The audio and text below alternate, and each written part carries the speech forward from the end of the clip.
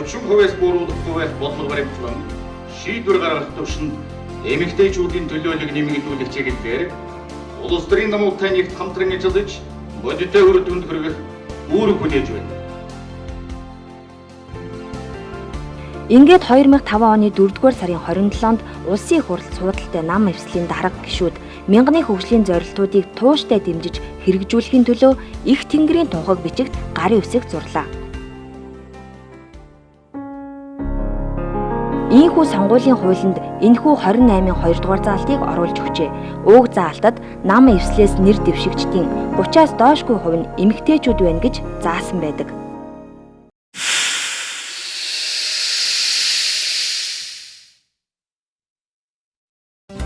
Ардчилсан намын гишүүн Инх болд Монгол Ардын хувьсгал намын гишүүн Нэмсварнаар 2007 оны 12-р сарын 24-нд он солигдох их ажлын үеэр сонгуулийн тухай хуулинд өөрчлөлт оруулах хуулийн төслийг өргөн барьлаа. Энэ хуулийн өөрчлөлтөд дээрх сонгууль нэр дэвшигч эмэгтэйчүүдийн оролцоо 30-аас доошгүй хувьтай байх 28-ын 2-р заалтыг хасах тухай багтсан байжээ. Монголын эмэгтэйчүүд их өндөр боловсралтай болчлоо гэж сандарцгаагаад байгаа байхгүй. Одоо эрчүүд хоцорчлоо гэд. Тэгэхээр тэр боловсралтай эмэгтэйчүүд яагаад улс төрд орж ирэхэд өнөөгийн парламентод сууж байгаа хүмүүс тэднээс илүү ажиллахгүй гэсэн баталгааг хэн гаргаж байгаа юм бэ гэж би шууд одоо ингэж хэлмээр байна. Нөгөө талаас парламентод олон жил суулаа гэж байгаа хүмүүс маань үндэсний хэмжээний шинжиж хэд байгаа юм өнөөдөр. Банда саяын бидний хөндөж байгаа асуудлаар одоо догороход нь нийгэм хүлээж авах хэмжээнд хүлийн зөвшөөрөгдсөн тийм шинжиж хэд байна өнөөдөр. Тийм олонгүй. За эцэст нь санал хураалтанд 49 гишүүн оролцож 47 дэмжснээр сонгуулийн хуульд өөрчлөлт оруулах төсөл батлагдлаа. Ингэснээр улсын хурлын сонгуульд нэр дэвшигчдийн 30-аас доошгүй хувь нь эмэгтэйчүүд байх хуулийн одоогийн заалт хасагдаад байна.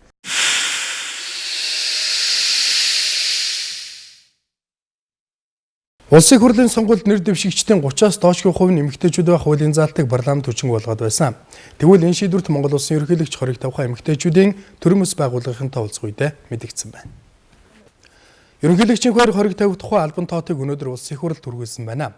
Үүнд Монгол улсын мянганы хөгжлийн зорилтод хүйсийн тэгш байдлыг дэмжин хөгжүүлж, шийдвэр гаргах төвшөнд эмэгтэйчүүдийн оролцоог нэмэгдүүлэх арга хэмжээг үе шаттайгаар хувь тогтоон хэрэгжүүлэхээр заасан төрийн бодлогыг хэрэгжүүлэхээс улсын хурл үндэслэгүй ухарч өмнөх шийдвэрээ үгүйсгэсэн байна.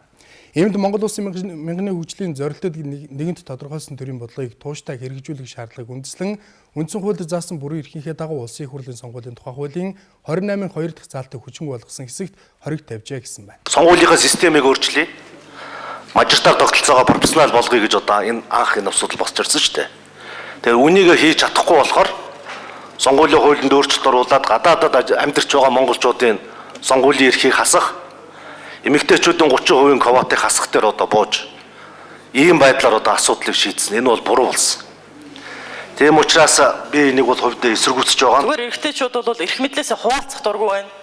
Эрх мэдлээ эмэгтэйчүүдэд шилжүүлэхээс өгтлээ айж байна. Өөрийнхөө тойргийг бодож байна. Тэрнээс болоод энэ квот унчиж байгаа байхгүй. Тэрнээс нэх мундаг одоо онлайн ч юм уу эрх тэгш байдал, үндсэн хууль энэ тэрийг бүгдээрингийн та бүгд сайн ойлгож байгаа. Хууль зөрчих бас их хэцүү юм аа. Та нар одоо ойлголоо. Чи энэ үг хэлгээд үндсэн хуулийн дээр чинь заасан байгаа шүү дээ. Тэгээ өшөө сонгуулийн хууль ерөөсөө их олон хуулийн дээр заасан байгаа байхгүй юу? Эрэм шашин шүтлэг нэ тэрэгээр нь одоо илүү дутуу үзэхгүйгээ зөндөө юм заасан. Нам дээр бол харин одоо ёстой эмэгтэйчүүд өөрийнхөө мэдлэг чадвар хийсэн ажил хийх гэж байгаа ажил энэгээр одоо шударга өрсөлдөд гарах юм бол улам илүү одоо нэр хүндтэй улам сайхан одоо хүмүүс хүлээж авна ард түмэн чинь хүлээж авна энэ бүх боломж чинь нээгдэн шүү дээ. 1000 гаруй жил энэ эцгийн эрхт ёс ноёрхсноос болоод эмэгтэйчүүд эрхийн зөрчигдэрж ирсэн. Тэгээ 200 жилийн тэмцлийн үр дүнд эмэгтэйчүүд эхлээд сонгох хэрэгтэй болоод дараа нь одоо сонгогдох эрхийнхаа төлөө явсаар байгаад өнөөдөр 90 орн энэ квотыг нэвтрүүлсэн байгаа. Тэгээ яагаад ийм тусгайлсан арга хэмжээ авах ёстой вэ гэхлээр Батбаяр гишүүнээ уучлаарай би танд хандаад байгаа нь та их онлайн хувьд буруу ойлгоод ах шиг байна. Монгол улсын нэгдсэн Орос олон улсын гэрээ конвенцуудад энэ эмэгтэйчүүдийн улс төр нийгмийн оролцоог нэмэгдүүлэхийн тулд тусгайлсан арга хэмжээ авч ээж жишээлбэл энэ 30% квотыг нэвтрүүлж ээж эмэгтэйчүүдийн тэгш байдал шудраг өрсөлдөөн чинь дөнгөж эхлэх юм.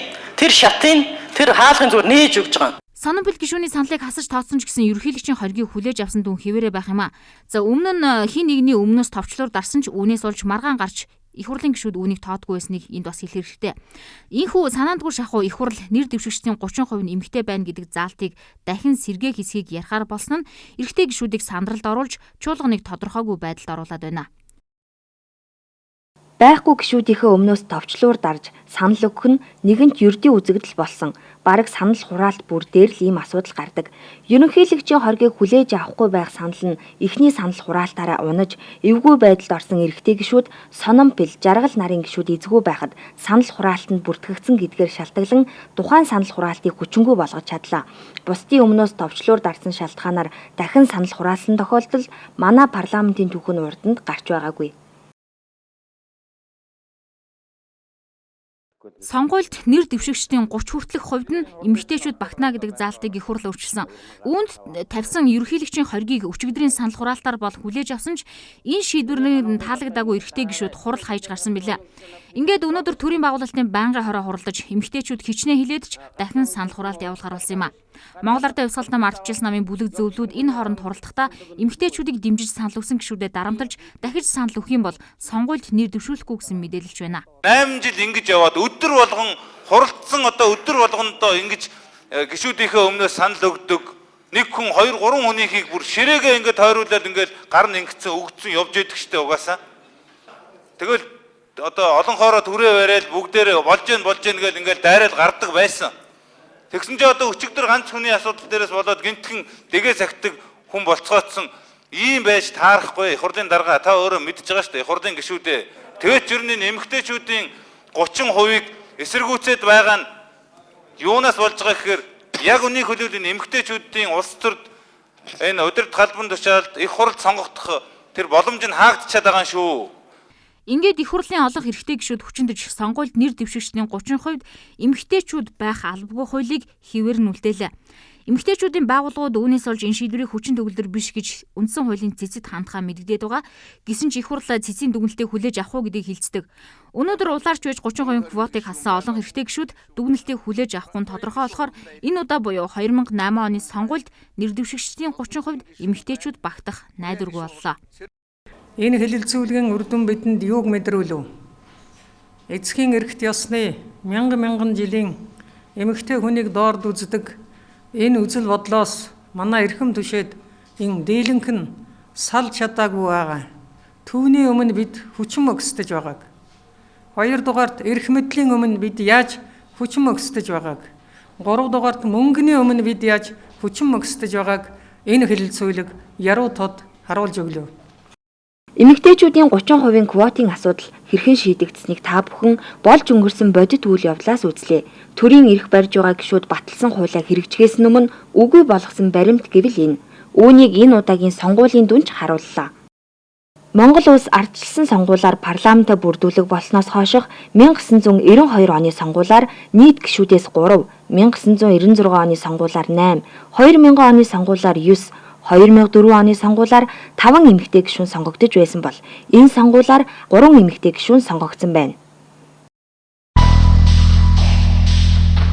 Ингээд эмэгтэйчүүд шийдвэр гаргах төвшөнд байр суурь, үзэл бодлоо илэрхийлэх эрх хязгаарлагдсан чигээрээ үлдлээ.